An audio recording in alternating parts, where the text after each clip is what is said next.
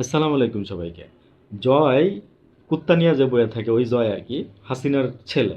তো তার বিরুদ্ধেও আমরা আপনার আইসিটি মন্ত্রণালয়ের আপনার ট্রাইব্যুনাল, আন্তর্জাতিক ট্রাইব্যুনাল আইসিটি মন্ত্রণালয় ওরা মামলা করছে আপনার।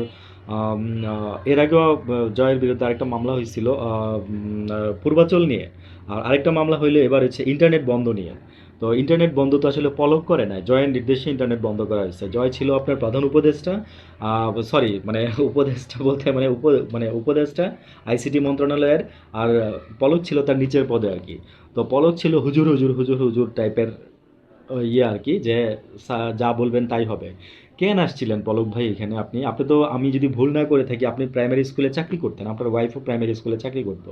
ওইখান থেকে রাজনীতিতে ঢুকছিলেন বা আসছিলেন, কোনো দরকার ছিল না তো। এই যে আইসা এখন জেলের মধ্যে আছেন, হয়তো আপনার ফাঁসিও হইতে পারে, হয়তো আপনার ফাঁসিও হয়ে যেতে পারে। আপনার ওয়াইফ সম্ভবত পালাই গেছে না আসছে, আমি জানি না আপনার ওয়াইফের কি খবর, আমি আসলে ঠিক শুনছিলাম বাট মনে নাই এখন। তো এখন জেলের মধ্যে যারা আছে তারা মোটামুটি বলতে পারেন যে একরকম ভয় ভয় পাচ্ছে। এতদিন তাদের মধ্যে ওই ভয়টা আসে না, বাট এখন তাদের মধ্যে ওই ভয়টা আসছে যখন হাসিনার রায় প্রকাশ হয়ে গেছে।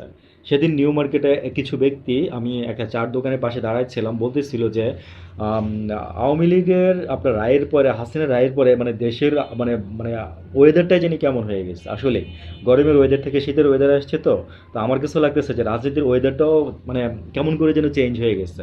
লোকটা বলতেছিল যে বেচাকেনাই কমে গেছে, মানুষজন রাস্তায় কম। হ্যাঁ, কেমন যেন একটা মানে কেমন জানি মনে হয়। তো লোকটার দিকে আমি বহুবার তাকাইছি। তো আমার মনে হচ্ছে যে সে কোনো একটা দল করে বা করতো বা কিংবা সামথিং। আমার খুব বেশি একটা মানে সহজ সহজ কিছু মনে হয় না আর কি। তো তার বক্তব্যটা যথেষ্ট জোরালো, ঠিক আছে?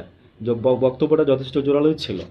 আর হচ্ছে, তো আন্তর্জাতিক আদালতের আপনার ট্রাইব্যুনালে এখন জয়ের জয়ের বিরুদ্ধে আপনার যে মামলাটা হইতেছে, মানে অলরেডি মামলার প্রক্রিয়া মানে শুরু হয়ে গেছে। জয় কিছুদিন পরেই আপনার হয়তোবা মামলার কপি পেয়ে যাবে। ঠিক আছে? তো মামলা যদি করে থাকে, জয় তো লন্ডনে, লন্ডনেই তো, না আমেরিকায় আছে। আচ্ছা, যেখানেই থাকুক, কুত্তা লয়ে বেড়া থাকে, তো যেখানেই থাকুক থাক, সমস্যা নাই। তো আইনি ভিত্তি কি হবে? সম্ভবত লন্ডনেই আছে, আইনি ভিত্তি কি হবে? তো আইনি ভিত্তি এখন জয় তো একটা পদেও আছে ওইখানে, কি যেন একটা গভর্নমেন্টের একটা পদে আছে। আসলে ভাই আমরা তো ওইভাবে বললাম না যে নিউজ মিডিয়াগুলো তো আপনার লিখে লিখে স্ক্রিপ্ট করে তারা বলে করে এবং তারা নোট রাখে, আমরা এগুলো রাখি না। আমরা সময়ের প্রয়োজনে জাস্ট শুনি, মাথায় রাখি। অনেক সময় মনে থাকে, অনেক সময় থাকে না। তবে যতটুকু বললাম অথেন্টিক নিউজ দিচ্ছি। এই ব্যাপারে কোনো ডাউট নাই। এগুলো মেইন স্ট্রিম মিডিয়াতে পাবেন না, আপনারা আসবে না। ওই যে বললাম, তুনু তুনু ধুনা ধুনা করে মনে করেন যে ওরা চাকরি করে। ভালো থাকবেন।